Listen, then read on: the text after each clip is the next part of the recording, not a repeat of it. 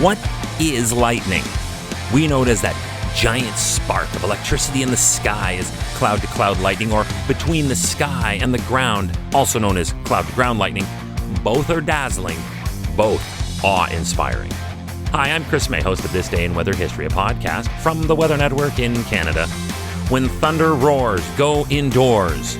To some, it's a cliché thing weathercasters say. But did you know that this one simple phrase could mean the difference between life and death? It sure did for the 11 people I'm talking about who were all struck down at a picnic this day in weather history. We've all heard the phrase, quote, the speed of lightning. But how fast is that actually? How does 270,000 miles per hour, or roughly 435,000 kilometers per hour hit you? Yeah, pretty hard, right? So with that in mind, you'd think that when we tell you to stay indoors until a thunderstorm passes, everyone would do just that? Well, humans being human, that is hardly the case. And it's not like lightning strikes are rare or in any way a shocking reality of life on this planet. It is estimated that Earth emits in the range of 1.4 billion strikes every year, making lightning actually one of nature's most recurrent and common spectacles. But the temperature of lightning reaches 30,000 degrees Celsius, and that is 5 times hotter than the surface of the sun. So yeah, you want to be careful around lightning. Remember that this day in weather history can be enjoyed a number of ways. Right now, you are listening to the full version of today's story on your favorite podcast provider, but there is also the daily podcast video short.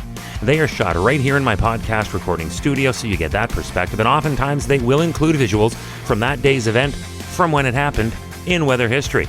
So after listening to the full story, go check out the podcast video short on television or online anytime at theweathernetwork.com/weather history.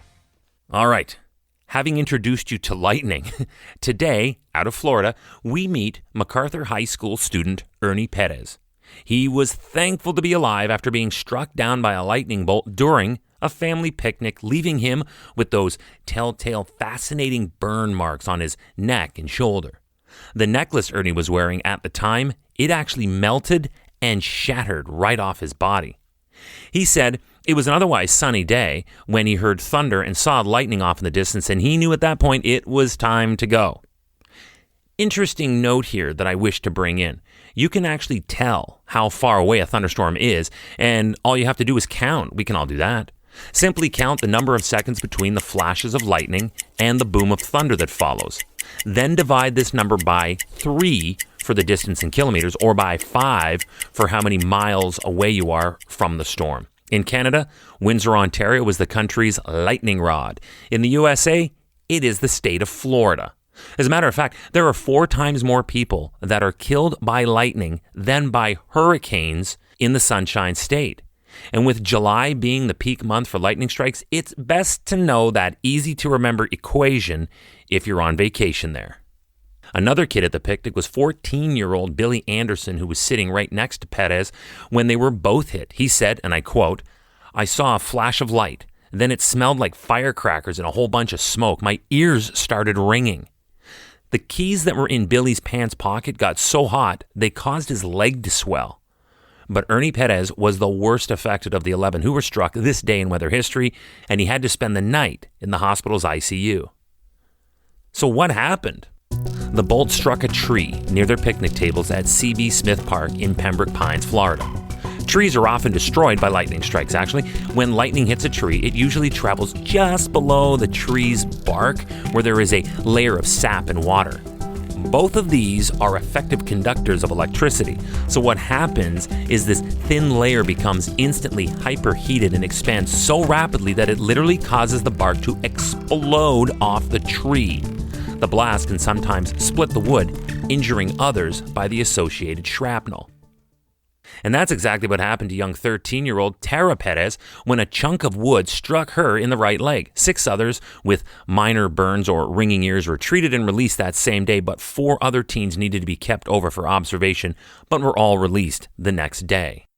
Ernie's mom was hit in the chest and has this cautionary note for all of us. She said, and I quote, "It hit me in the chest. I was numb for a few seconds. Then I felt the electricity going through my body. My advice is that you don't take Mother Nature for granted. If you're outside and see lightning, don't stay outside. You don't think it will happen to you? It was the worst thing a mother could go through, which she did this day in weather history.